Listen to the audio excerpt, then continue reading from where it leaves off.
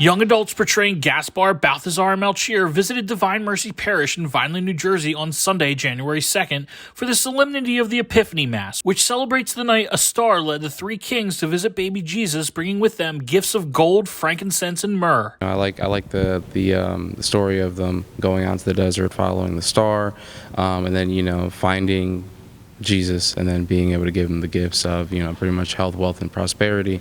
And we kind of try to follow that in the idea and the story behind it here, and I like to be able to celebrate that. The three kings, also known as the wise men, handed out gifts to younger parishioners after Mass. Hopefully, this idea will stick with them. It'll be a good memory, and then it'll over time they'll learn the story and what it really means. It's just not only to kids but for everyone. Just trying to give them those gifts everyone can enjoy in life.